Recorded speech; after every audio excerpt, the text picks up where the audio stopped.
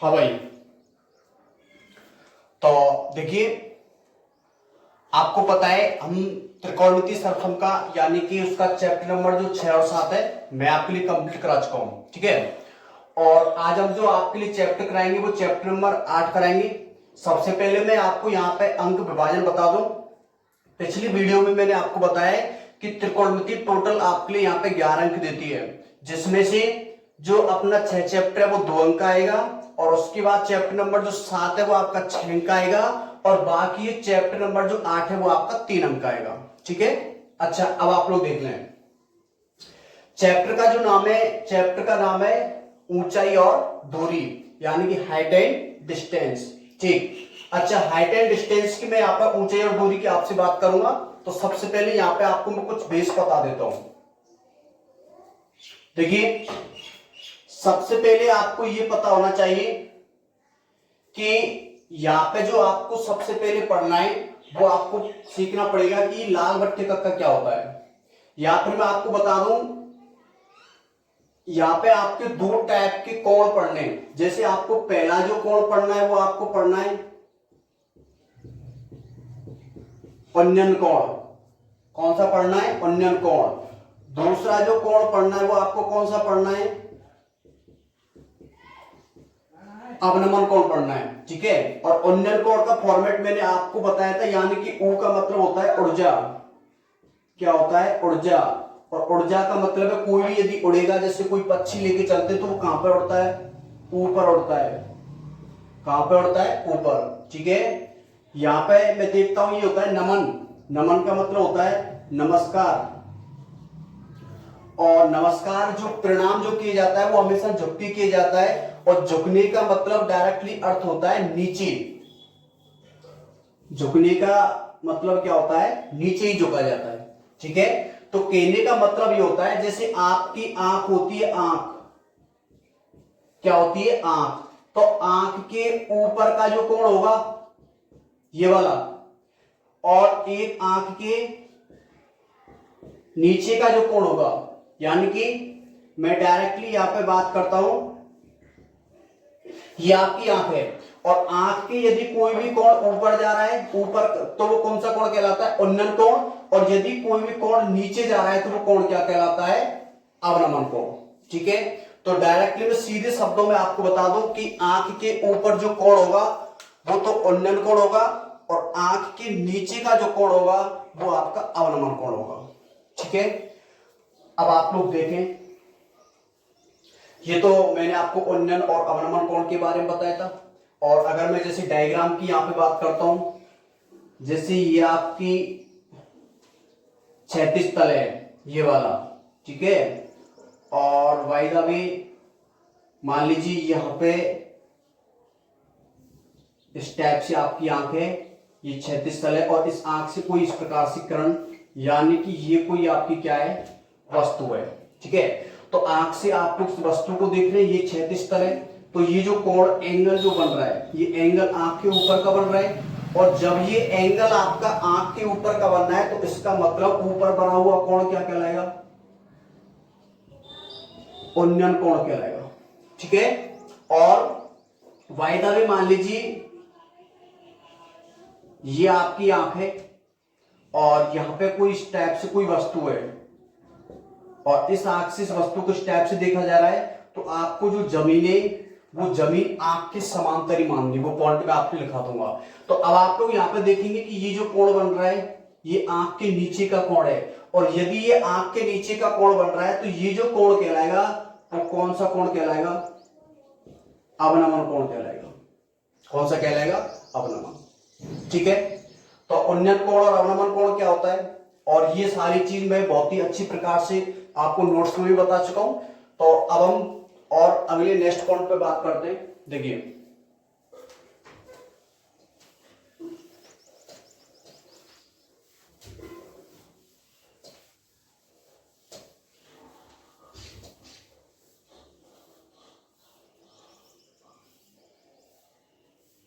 अब देखिए आप लोग, तो यहां पे हेडिंग रहेगा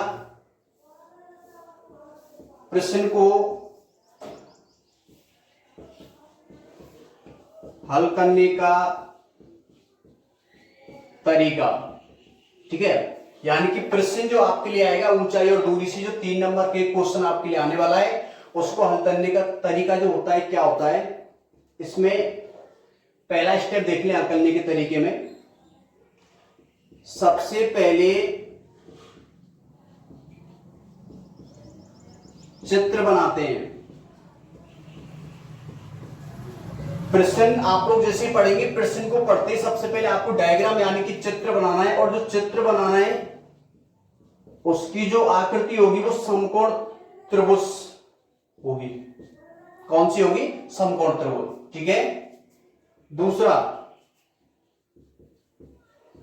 उसके बाद लाल बट्टे कक्का, लाल बट्टे कक्का तो पढ़ाई आपने। लाल बट्टे कक्का से त्रिकोणमिति लगाते हैं। उसके बाद लाल बट्टी कक्का से क्या लगाते हैं? त्रिकोणमिति, ठीक है। और सबसे लास्ट एंड फाइनल जो आपका पॉइंट रहेगा वो पॉइंट आपका ये रहेगा, यदि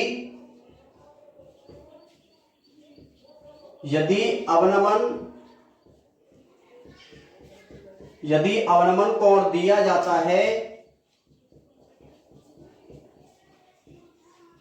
तो उसको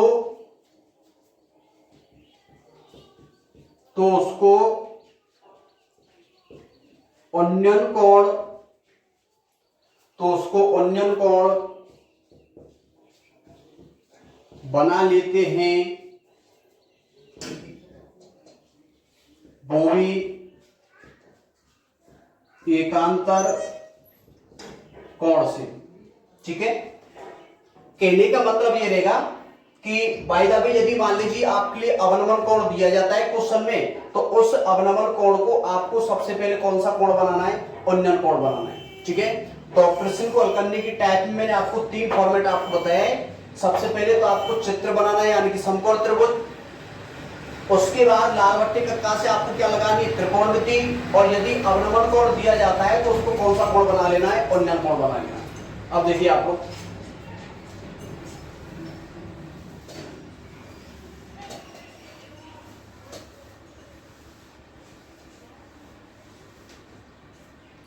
ये लाल बट्टे कक्का वाला फॉर्मेट में आपको परमानेंट यहां पे लिखा देता हूं।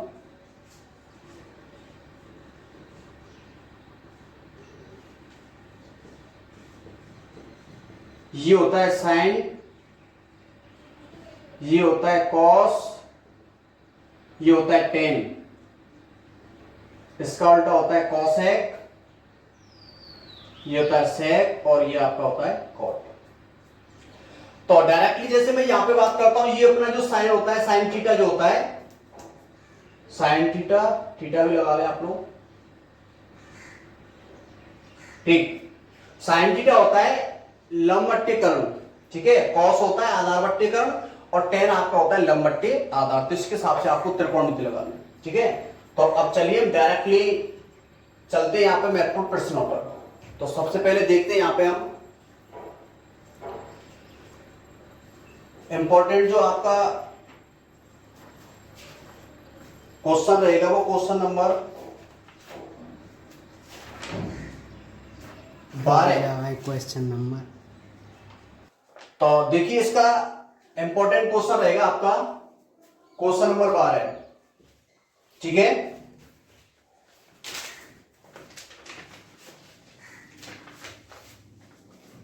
क्वेश्चन आप लोग किताब से देख लेना, मैं आपको डायरेक्टली बता रहा हूं। आंधी के कारण एक वृक्ष का ऊपरी भाग टूटकर क्षैतिज तल पर 60 डिग्री का कोण बनाता है। यानी कि आंधी के कारण,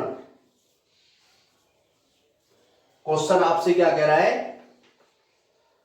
आंधी के कारण एक वृक्ष का ऊपरी भाग टूटकर, एक वृक्ष है, वृक्ष इस टाइप से एक वृक्ष दिया हुआ है, और ये जो वृक्ष दिया हुआ है आंधी आने के कारण इसका ऊपरी भाग टूट जाता है, और ये आपकी स्टेप से जमीन है। ऐसे वृक्ष होगा तो जमीन भी होगी यहां पे, ठीक है। और जैसे मान लीजिए टोटल आपका वृक्ष है, और ये जो वृक्ष है तो वृक्ष मान लीजिए जैसे ये टोटल लेंथ में इसकी इतनी कर देता हूं और ये आंधी के कारण इसका ऊपरी सिरा ऐसे टूटता है और टूटने के बाद ये जो पोर्शन है ऐसे जमीन को स्पर्श करेगा, ये वाला पोर्शन। बात समझ में आ रही है कि नहीं आ रही है?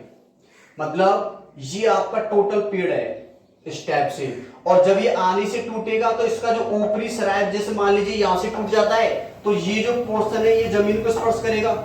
तो कहने का मतलब है यहां से यहां तक जो पेड़ की लंबाई है वो यहां से यहां तक है, जमीन को स्पर्श कर रही है। फिर क्या कह रहा है, आंधी के कारण एक वृक्ष का ऊपरी भाग टूटकर क्षैतिज तल पर 60 डिग्री, क्षैतिज तल का मतलब इस क्षैतिज तल पर कितनी डिग्री का एंगल बना रहा है, 60 डिग्री का एंगल बना रहा है। वृक्ष का शिखर क्षैतिज तल पर वृक्ष की जड़ से, ध्यान से सुने, वृक्ष का शिखर, तो अब जो वृक्ष का जो शिखर है वो इस जमीन पर स्पर्श कर रहा है, क्योंकि टूटने के बाद ये जो इसका शिखर था वो जमीन पर आ रहा है। वृक्ष का शिखर क्षैतिज तल पर वृक्ष की जड़ से, और वृक्ष की जड़ कहां है, यहां पे, और टोटल कितना मीटर दिया हुआ है, 10 मीटर दिया हुआ है। तो इसकी जो लंबाई है वो 10 मीटर है, 10 मीटर की दूरी पर मिलता है। तो टूटने से पहले वृक्ष की ऊंचाई ज्ञात कीजिए। तो आपको यहां पे क्या करना है, इस वृक्ष की ऊंचाई ज्ञात करनी है। क्या ज्ञात करनी है, वृक्ष की ऊंचाई। ठीक है, तो आप लोग देखिए यहां पे वृक्ष की ऊंचाई ज्ञात करेंगे। तो वृक्ष की ऊंचाई किस प्रकार ज्ञात करेंगे, टोटल आपको ऊंचाई यहां से यहां तक निकालनी है। ठीक है, तो यहां पे मैं मान लेता हूं, इसका सबसे पहले नामकरण कर लेता हूं, ए बी और सी, त्रिभुज एबीसी है। यहां से यहां तक वृक्ष की ऊंचाई मान लेता हूं h1, और यहां से यहां तक की वृक्ष की ऊंचाई मान लेता हूं h2। ठीक है, तो अब देखिए त्रिभुज एबीसी में, तो त्रिभुज एबीसी की मैं बात करता हूं। सबसे पहले तो ये आपका लंब है और ये आपका क्या है, आधार। तो लंब बट्टे आधार, एक बार मैं आपको बता देता हूं कि लंब, आधार और कर्ण आपको किस टाइप से देखना है। देखिए, जो आपका 90 डिग्री होता है, 90 डिग्री के सामने वाली भुजा तो कहलाती कर्ण। ठीक है, और जो आपका न्यून कोण होता है, जो भी थीटा होता है, जैसे ये 60 डिग्री 30 डिग्री ये थीटा है, न्यून कोण है, इसके सामने वाली जो भुजा है वो कहलाती लंब, और बाकी क्या बचता है, आधार। तो ये तो लंब है और ये आपका आधार है। ठीक है, और एक स्टेप आपको ये भी देखना है कि एक भुजा का मान दिया हुआ है और दूसरी भुजा आपसे पूछ रहा है, तो आपको उन दो भुजाओं को ही लेकर चलना है। ठीक, इंसुलेटर देख लीजिए, ये आपका लंब रहेगा, ये आपका आधार रहेगा। तो लंब बट्टे आधार के मान दिए हुए, और लंब बट्टे आधार देख ले आप लोग किसके लिए दिया हुआ है, लंब बट्टे आधार क्या होता है, tan। तो इसमें त्रिकोणमिति जो लगेगी वो कौन सी लगेगी, tan थीटा लगेगी। तो सबसे पहले बता देता हूं मैं यहाँ पे AB का जो मान है, त्रिभुज एबीसी में थीटा की वैल्यू है 60 डिग्री, और AB का जो मान दिया हुआ है वो कितना दिया हुआ है, 10 मीटर दिया हुआ है। अतः इसमें लगाइए आप लोग tan थीटा लगाएंगे। तो यहां पे मैं लगाऊंगा tan theta equal to L upon A, लंब बट्टे आधार, वैल्यू पुट अप कीजिए। तो tan थीटा का मान क्या आ रहा है, 60 डिग्री, लंब कितना आ रहा है, लंब अपना है h1, और आधार कितना है 10। ठीक है, और tan साइड की वैल्यू क्या होती है, √3 h1 अपॉन 10। इनका क्रॉस मल्टीप्लाई करेंगे तो h1 इक्वल टू 10 √3, और ये हो जाएगा समीकरण नंबर 1 स्टेप से। अब देखिए, इस h1 के लिए h1 का मान तो आपने निकाल लिया है, अब हमें h2 का मान भी चाहिए, और जब हमें h2 का मान चाहिए तो अब एक आधार के संग h2 लेके चले, और h2 वाले जो भुजा है वो क्या है, कर्ण, और ये क्या है, आधार। तो देखिए, कर्ण बट्टे आधार या आधार बट्टे कर्ण, फिर आपको कैसे लगाना है, लगाने का फॉर्मेट आपका ये रहेगा, आप लोग केवल 3 त्रिकोणमिति लेके चले, साइन कॉस टेन, नीचे वाली त्रिकोणमिति आपको नहीं लगानी है। जैसे कर्ण बट्टे आधार दिया हुआ है तो इसका मतलब यह है कि आधार बट्टे कर्ण दिया हुआ है। तो यहाँ पे आधार है, कर्ण है, तो ए अपॉन की क्या होता है, कॉस थीटा होता है। तो पुनः लगा दे, पुनः त्रिभुज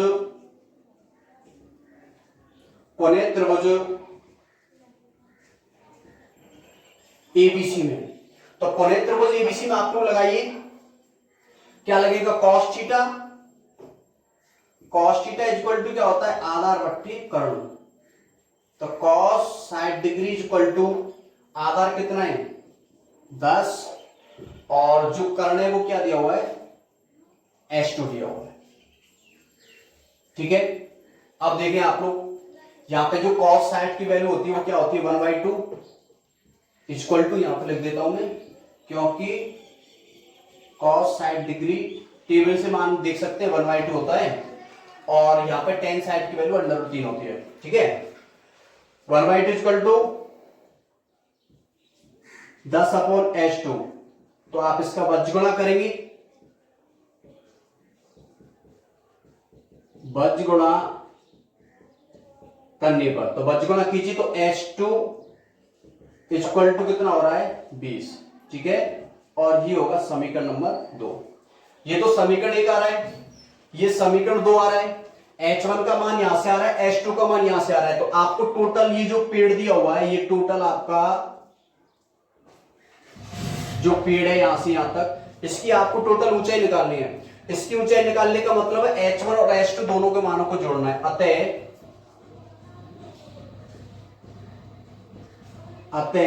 पेड़ की कुल ऊंचाई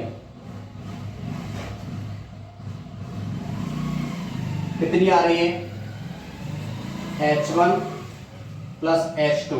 H1 का मान तो आ रहा है 10√3 प्लस H2 का जो मान आ रहा है वो कितना आ रहा है, 20 आ रहा है। ठीक है, सॉल्व करें, यहां से मैं 10 कॉमन ले सकता हूं, तो √3 प्लस यहां पे कितना आ रहा है 2, और देखिए क्वेश्चन में आपके लिए दिया हुआ है √3 की वैल्यू 1.732 दिया हुआ है, तो 1.732 प्लस कितना हो जाएगा, ये 2 हो जाएगा।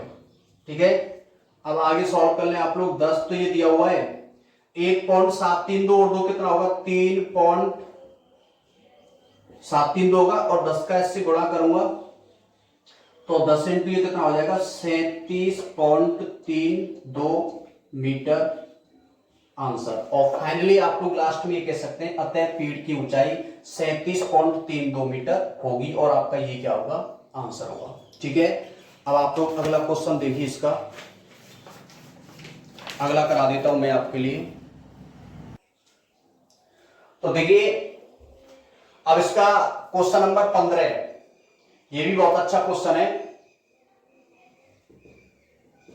क्वेश्चन नंबर 15 देखें आप लोग, और जो 15वां क्वेश्चन है वो क्या कह रहा है, किसी स्तंभ की चोटी का उन्नयन कोण, यानी कि स्तंभ है, स्तंभ और स्तंभ की क्या दी हुई है, चोटी, किसी स्तंभ की चोटी का उन्नयन कोण समतल पर स्थित एक बिंदु से। तो सबसे पहले आप लोग स्तंभ की चोटी बना लेंगे यहां पे स्टेप से। ठीक है, और फिर आपसे क्या कह रहे हैं, किसी स्तंभ की चोटी का उन्नयन कोण समतल पर स्थित एक बिंदु से, तो समतल पर, समतल ही होगा, और समतल पर स्थित आपका एक पॉइंट ये दिया हुआ है, समतल पर स्थित बिंदु से 15 डिग्री है, तो यानी कि इस चोटी का, देखिए डायरेक्टली कह रहा है उन्नयन कोण, इस चोटी से इस पॉइंट का जो उन्नयन कोण है वो कितना दिया हुआ है, 15 डिग्री दिया हुआ है। फिर आपसे क्या कह रहा है, स्तंभ की ओर 100 मीटर चलने पर, यहां से आप लोग मान लीजिए स्तंभ की ओर 100 मीटर चले, यानी कि यहां तक चले, तो यहां से यहां तक की जो दूरी है वो कितना है, 100 मीटर। स्तंभ की ओर 100 मीटर चलने पर उन्नयन कोण 30 डिग्री हो जाता है, तो फिर पुनः यहां से जो उन्नयन कोण है वो कितना डिग्री हो जाता है, 30 डिग्री हो जाता है, 30 डिग्री हो जाता है। तो स्तंभ की ऊंचाई ज्ञात कीजिए, तो हमें इस स्तंभ की ऊंचाई, इस स्तंभ की ऊंचाई आपको निकालनी है, और आपके लिए दिया हुआ है tan 15 इक्वल टू 2 माइनस √3, यानी कि यहां पे tan 15 डिग्री की जो वैल्यू है 2 माइनस √3 आपके लिए दी हुई है। ठीक है, यानी जो अपना tan 15 है उसकी वैल्यू 2 माइनस √3 दी हुई है। अब देखें आप लोग, तो सबसे पहले यहां पे मैं जैसे बात करता हूं, इसका नामकरण कर लेता हूं, ए बी सी और डी, स्टेप से आप इसका एबीसी नाम रख देंगे। और यहां पे देखिए 2 त्रिभुज का टाइप बन रहा है, तो मैं डायरेक्टली आपको बता दूं कि क्वेश्चन जो आपके लिए आएगा ज्यादातर ये चांस है कि दो त्रिभुज वाला आएगा। तो दो त्रिभुज वाले का फॉर्मेट क्या कहता है, सबसे पहले आपको छोटा त्रिभुज लेके चलना है, छोटे त्रिभुज से तो समीकरण एक आएगा, फिर आपको बड़ा वाला त्रिभुज लेके आना है, समीकरण दो आएगा, और दोनों समीकरण को सॉल्व करने पर डायरेक्टली आपका आंसर आएगा। ठीक है, तो अब इनको सॉल्व कर लेते हैं हम, देखिए किस टाइप से करेंगे। यहां पे इसकी ऊंचाई पूछ रहा है, ऊंचाई को मान लेता हूं मैं h मीटर, तो लिख देता हूं माना ऊंचाई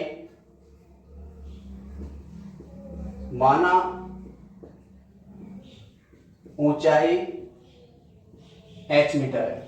ठीक है, और देखिए तो अब मैं लेके चल रहा हूं त्रिभुज एबीसी में, त्रिभुज एबीसी में, तो त्रिभुज एबीसी में क्या क्या दिया हुआ है, थीटा इक्वल टू कितना दिया हुआ है, 30 डिग्री दिया हुआ है। और देखिए AB का मान तो h मीटर है, लेकिन आपके लिए कोई दूसरी भुजा नहीं है, और जब आपके लिए कोई दूसरी भुजा नहीं है तो आप लोग उसको आधार को मान लिया करो x मीटर। ठीक है, 20 इक्वल टू x मीटर है। तो देखिए ये तो आपका लंब है और ये आपका क्या है, आधार, और लंब बट्टे आधार क्या होता है, tan थीटा। तो यहां पे त्रिकोणमिति लगाएंगे, tan theta is equal to लंब बट्टे आधार, तो वैल्यू पुटअप कीजिए, tan थीटा का मान आ रहा है 30 डिग्री, लंब कितना है h और आधार कितना है x। tan 30 की वैल्यू होती है 1/√3 equal to h upon x। बज्जुगुणा करेंगे तो x की जो वैल्यू आ रही है वो आ रही है √3h, और ये हो जाएगा समीकरण नंबर 1। ठीक है, फिर त्रिभुज लगाऊंगा बड़ा वाला, त्रिभुज ABD में, त्रिभुज ABD में थीटा की वैल्यू कितना दिया हुआ है, 15 डिग्री दिया हुआ है। ठीक है, तो आप लोग देख लीजिए, इसमें भी आपके लिए लंब दिया हुआ है और इसका भी आधार दिया हुआ है, तो इसमें भी जो त्रिकोणमिति लगेगी वो आपकी कौन सी लगेगी, tan थीटा ही लगेगी। आप लोग देख लिया करो कि कौन कौन सी भुजा दी हुई है। तो इसके बड़े त्रिभुज के लिए यानी कि इस त्रिभुज के लिए भी आधार है टोटल, और ये आपकी ऊंचाई है, लंब बट्टे आधार क्या होगा आपका tan थीटा। तो यहां भी आप लगाइए tan थीटा इक्वल टू लंब बट्टे आधार, तो tan थीटा की वैल्यू कितनी आ रही है 15 डिग्री, और लंब आपका h है ये, और जो आधार निकल के आ रहा है वो आधार, टोटल आधार क्या होगा x प्लस 100 हो जाएगा। टोटल आधार आपका क्या हो रहा है x प्लस 100। ठीक है, tan 15 की जो वैल्यू है वो 2 माइनस √3 आ रहा है, 2 minus √3 equal to h upon x plus 100 निकल के आ रहा है। पुनः और सॉल्व कर लें इसको आप लोग, अब देखें तो 2 माइनस √3 इक्वल टू, देखिए यहां पे ऐसा करता हूं मैं, इसका भुजगुणा कर देता हूं, क्रॉस मल्टीप्लाई कर देता हूं। तो क्रॉस मल्टीप्लाई जब मैं करूंगा h का गुणा 1 से करूंगा तो ये आपका h आने वाला है, क्या आने वाला है h, तो h इक्वल टू, और 2 माइनस √3 का गुणा इससे कीजिए आप लोग, तो 2 माइनस √3 का गुणा किससे होगा, x प्लस 100 से होगा, x प्लस 100 से हो जाएगा। ठीक है, अब आप लोग देखिए 2 माइनस √3 यहां पे गुणा आएगा तो उधर किस में आएगा, भाग में, तो h upon 2 minus √3 equal to x plus 100 हो जाएगा। अब देखिए अंडर वाली संख्या 2 माइनस √3, तो इस संख्या को हर परमीकरण के द्वारा आपको हटाना पड़ेगा, अन्यथा कैलकुलेशन करना आपके लिए डिफिकल्ट हो जाएगा। तो यहां पे लिख रहा हूं मैं, हर परमीकरण करने पर, हर परमीकरण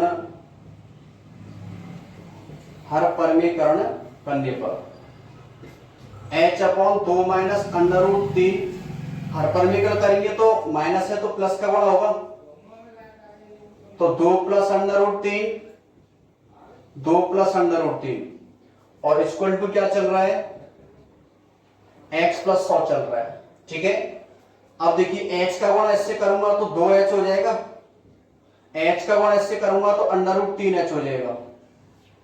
यहां पे फॉर्मूला कौन सा काम आ रहा है, a प्लस बी और a माइनस बी, तो a square minus B square, तो a स्क्वायर का मतलब क्या होगा 2 का स्क्वायर, और b स्क्वायर का मतलब क्या होगा √3 का स्क्वायर, इक्वल टू चल रहा है x प्लस 100। ठीक है, सॉल्व करें, ऊपर तो अपना आ रहा है 2h प्लस √3h। अब देखिए 2 का वर्ग क्या होता है 4, √3 का क्या होता है 3, तो 4 में से 3 जाएगा तो रिजल्ट कितना आ रहा है, या लिख दूं मैं 4 - 3 = x + 100। तो यहां पे क्या आ रहा है 2h प्लस √3h = x + 100 हो रहा है। ठीक है, अब देखिए x का मान समीकरण 1 से लिख सकते हैं आप लोग, तो यहां पे लिख रहा हूं मैं समीकरण 1 से मान रखने पर, तो समीकरण 1 से आप लोग मान रख दीजिए। यहां पे आ रहा है 2h और ये आ रहा है √3h = x का मान क्या दिया हुआ है √3h और प्लस 100। √3h से h कैंसिल हो जाएगा, तो यहां पर 2h = कितना आ रहा है 100 आ रहा है। ठीक है, 2h का मान 100 आ रहा है, तो h = कितना आएगा 100/2।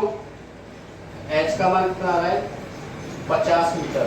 ऊंचाई क्या लेके चला था मैं h मीटर, और h का मान क्या आ रहा है 50 मीटर। अतः स्तंभ की ऊंचाई, अतः स्तंभ की ऊंचाई 50 मीटर होगी, और ये आपका क्या हो जाएगा आंसर। ठीक है, अब अगला क्वेश्चन देखिए आप लोग, ये हटा देता हूं।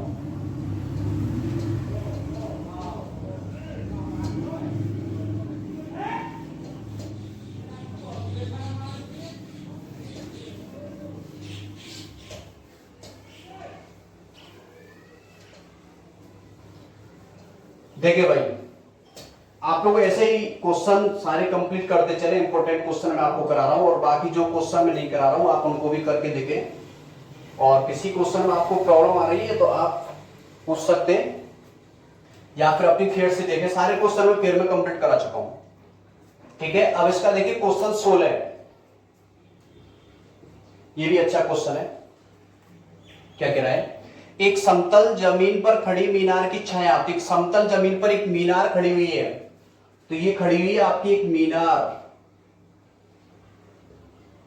और ये आपकी क्या है भैया जमीन। एक समतल जमीन पर खड़ी मीनार की छाया उस स्थिति में 40 मीटर अधिक लंबी हो जाती है जबकि सूर्य का उन्नतांश कोण, देखिए उन्नयन कोण, उन्नतांश कोण या उन्नति कोण एक ही कोण होते हैं। ठीक है, और अवनमन कोण का दूसरा नाम होता है अवनति कोण। तो आप कोई सा भी कोण आता है, आपको दिक्कत वाली कोई प्रॉब्लम नहीं है। जबकि सूर्य का उन्नतांश कोण 60 डिग्री से घटकर, तो सबसे पहले तो सूर्य जो है इसका जो उन्नतांश जो कोण है वो 60 डिग्री से घटकर कितना डिग्री हो जाता है 30 डिग्री हो जाता है। देखिए पुनः रिपीट करा रहा हूं, एक समतल जमीन पर खड़ी मीनार, एक मीनार है, एक समतल जमीन पर खड़ी मीनार की छाया उस स्थिति में 40 मीटर अधिक लंबी हो जाती है। तो प्रश्न बन रहा है किस स्थिति में, जबकि सूर्य का उन्नतांश कोण 60 डिग्री से घटकर 30 डिग्री हो जाता है। तो अब देखो मैं एक आपको फॉर्मेट बता देता हूं। जैसे आपके लिए कोई भी समकोण त्रिभुज दिया हुआ है, ठीक है, तो आपको याद करना है समकोण त्रिभुज में ये जो एंगल होता है ना, ये आपका 90 डिग्री होता है। और जब ये 90 डिग्री होता है तो फिर जो एंगल होते हैं वो घटते जाते हैं। यहाँ पे आपका 80, फिर आपका 70, फिर 60, 50, 40, 30, 20, 10, 0, ऐसे ही चलता रहता है आपको। ठीक है, तो डायरेक्टली कहने का मतलब है अगर आपके लिए दो कोण दिए जाते हैं, जैसे मैं आपके लिए दे देता हूं 40 डिग्री और 50 डिग्री, तो पहले कौन सा कोण आएगा समकोण त्रिभुज में, ये 90 डिग्री में आएगा 50, तो 50 पहले आएगा 40 बाद में आएगा। समझ रहे? ऐसे ही अब आपके लिए यहाँ पे दो कोण दिए हुए हैं। कौन से कोण दिए हुए हैं? पहला कोण है 60 डिग्री, एक तो आपके लिए जो एंगल है वो 60 डिग्री है, एक आपके लिए एंगल है वो 30 डिग्री है। तो मेरे लिए बताइए कि 60 पहले आ रहा है कि 30, तो सबसे पहले 60 आएगा। तो यहाँ पे भी ये आपको पता है जब 90 डिग्री है तो इस जगह पर आएगा 60 डिग्री आ जाएगा इस जगह पर, और ये आपको ऐसे दूसरा उन्नयन कोण आपको बनाना पड़ेगा ऐसे। तो ये तो 60 डिग्री है और ये आपका कितना डिग्री है 30 डिग्री है। ठीक है,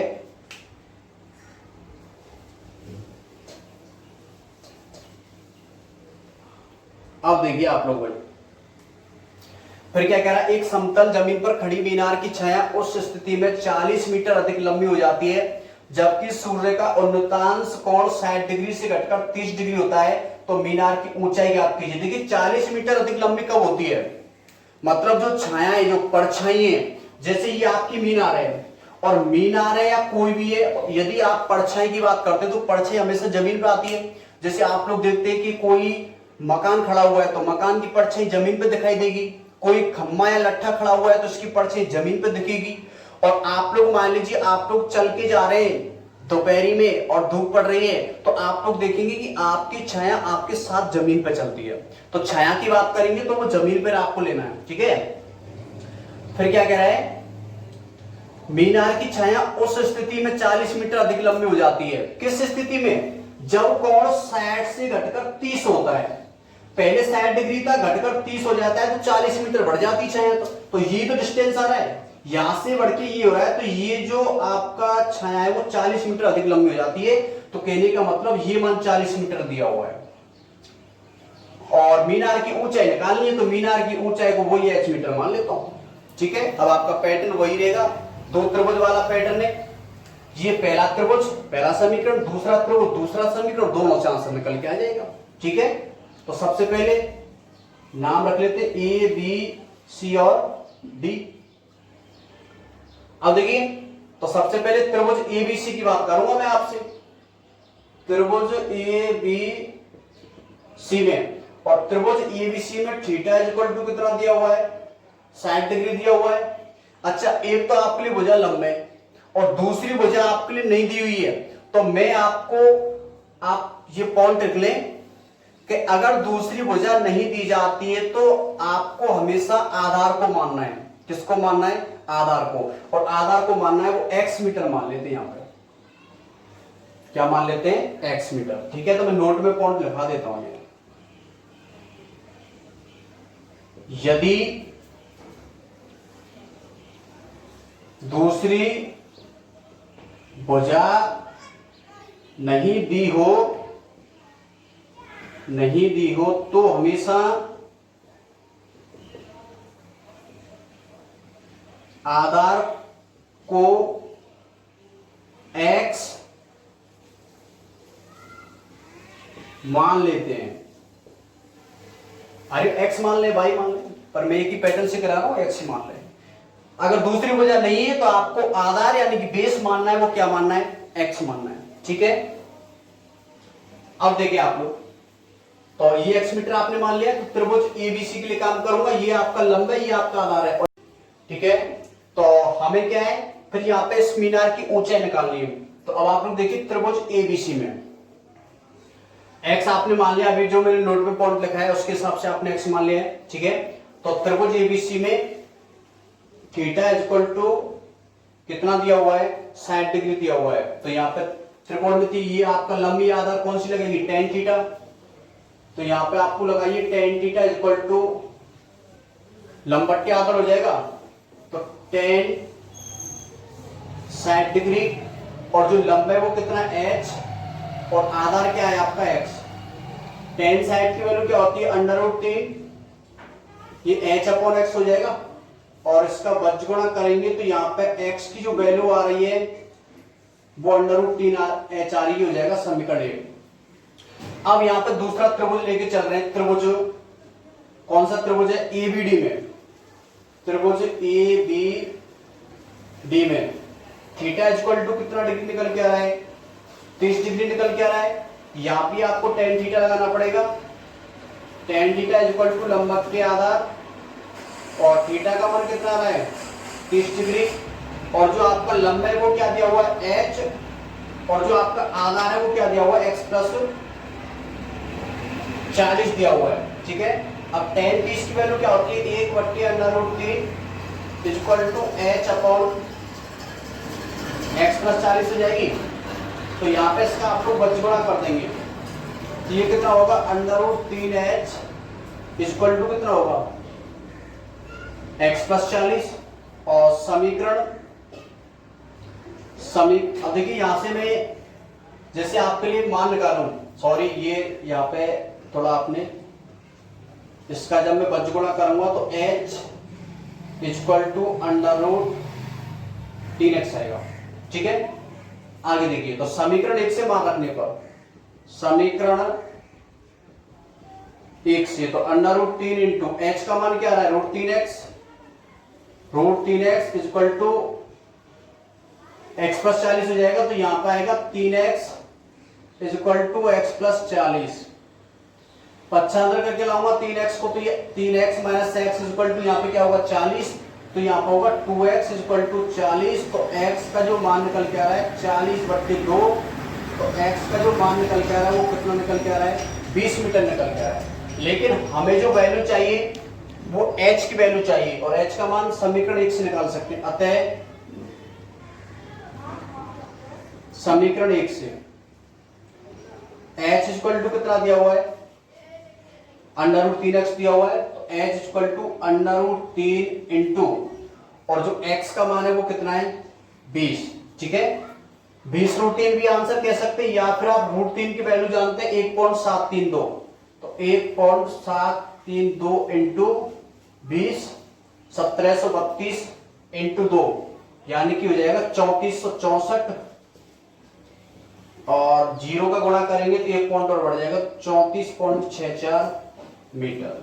ठीक है, अतः मीनार की ऊंचाई 34.64 मीटर होगी, और यही आपका क्या होगा आंसर होगा। अब नेक्स्ट क्वेश्चन देखिए आप लोग,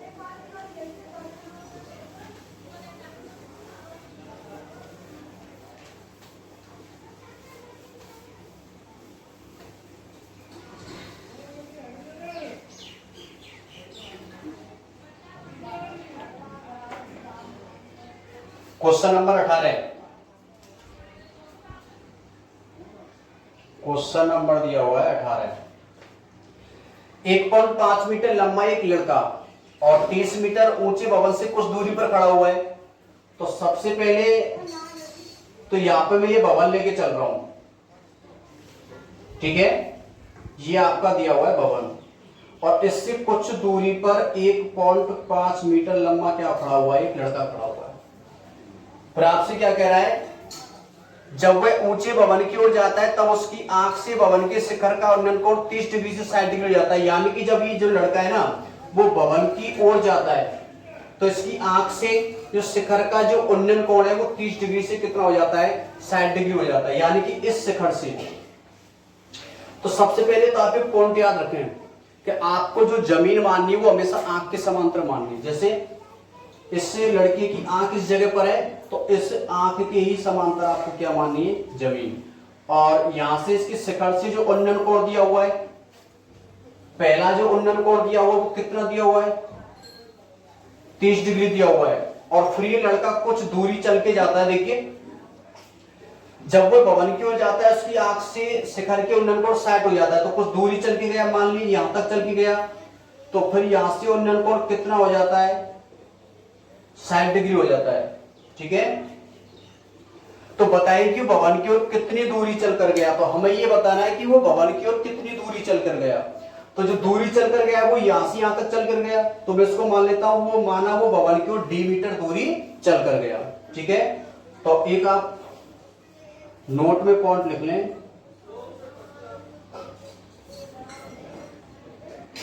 यदि दूसरी भुजा नहीं दी हो तो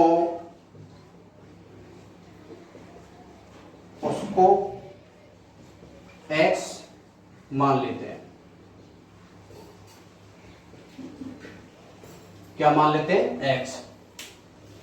कहने का मतलब ये हुआ कि आपके लिए दूसरी भुजा नहीं दी है किसी त्रिभुज में, तो आपको वो x मान लेना है। ठीक है, जैसे अब इसका नामकरण कीजिए a b c और d।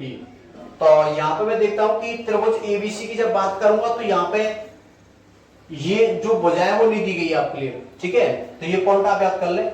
अच्छा मेरे लिए बताइए कि यहां से यहां तक जो टोटल भवन की ऊंचाई है वो कितना है 30 मीटर, और यहां से यहां तक कितना 1.5 मीटर, तो ये भी कितना होगा 1.5 मीटर।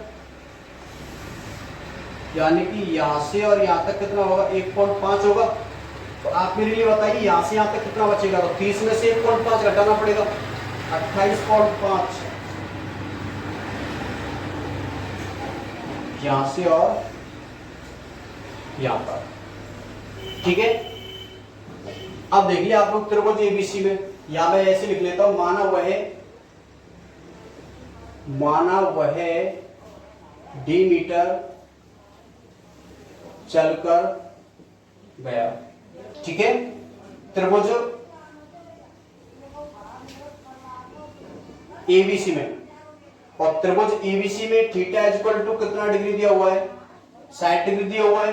अच्छा देखिए यहाँ पे लंब तो 28.5 है, लेकिन आधार नहीं है, तो आधार को मैं क्या मान लेता हूं, यहाँ पे x मीटर मान लेता हूं। क्या मान लेता हूं, x मीटर।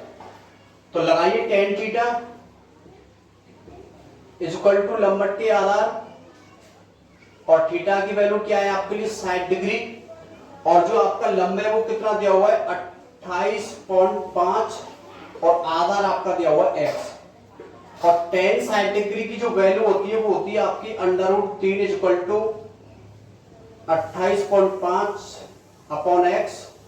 बच गुणा करेंगे तो यहाँ पे √3x इक्वल टू 28.5, और x इक्वल टू कितना आ रहा है, 28.5 √3। ये हो जाएगा समीकरण नंबर 1, ठीक है। अब त्रिभुज लेंगे एबीडी। त्रिभुज एबीडी में थीटा इक्वल टू कितना मीटर है, 30 डिग्री है। कितना डिग्री है, 30 डिग्री, ठीक है। यहां भी आपके लिए लंब 28.5 और आधार आपके लिए दिया हुआ है x प्लस डी। तो कोई tan थीटा लगाना है, तो tan थीटा इक्वल टू लंब बट्टे आधार, तो tan 30 डिग्री इक्वल टू, अच्छा लंब कितना है 28.5 और आधार x प्लस डी, ठीक है। अच्छा आप देखिए, आप लोग यहां पर सॉल्व कर लेता हूं मैं इसको। tan 30 डिग्री की वैल्यू होती है 1/√3 equal to 28.5 upon x plus D. बच गुणा करेंगे तो यहाँ पे x plus D equal to कितना आ रहा है, 28.5 इंटू √3 आ रहा है, ठीक है। और यहाँ पे जो मुझे मान निकालना है वो d का मान निकालना है, तो d इक्वल टू कितना होगा, 28.5 इंटू √3 माइनस x। और यहां से समीकरण 1 से मान रख सकते हैं x का। समीकरण 1 से मान रखने पर, ठीक है। तो आप लोग समीकरण 1 से मान रखिए, तो d equal to 28.5 into √3 minus x, और x का मान क्या है 28.5 अपॉन √3, ठीक है। तो इसको भिन्न बना के एलसीएम लेके हल कर ले, या इसका गुणा इससे करके डायरेक्ट लिख लें। √3 का गुणा इससे करूंगा तो √3 तो ये कितना आएगा 28.5 इंटू 3 कितना आ रहा है, यानी कि ये आपका आ जाएगा 28.5 इंटू √3 इंटू √3 माइनस का 28.5 और √3, ठीक है। तो d इक्वल टू, तो आपका ये हो जाएगा 28.5 इंटू 3 माइनस 28.5 बट्टे √3। तो जो d का जो मान निकल के आ रहा है, ये आपका कितना निकल के आ रहा है,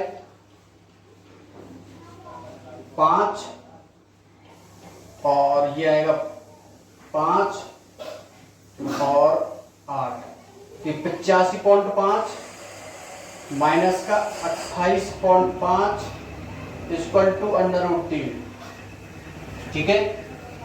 तो अपना जो रिजल्ट आ जाएगा वो अब कितना आ रहा है, ये आ जाएगा 57 बट्टे √3। 85.5 माइनस 28.5 57 ही बचेगा, सही है। और इसका हर परमीकरण कीजिए आप लोग, यानी कि √3 यहां पर करा देता हूं मैं सॉल्व। तो ऊपर तो हो जाएगा 57 √3/3, 3 से इसको काटा जाएगा 19 बार, तो ये आ जाएगा 19 √3 मीटर। अतः वो कितनी दूरी चलकर गया है, वो 19 √3 मीटर दूरी चलकर गया है। ये आपका क्या होगा आंसर, ठीक है। तो इस पोर्शन में आपके लिए इतना ही काफी है, और नेक्स्ट इसके पार्ट 2 में इसके और जो महत्वपूर्ण क्वेश्चन है उनको मैं कराने वाला हूं।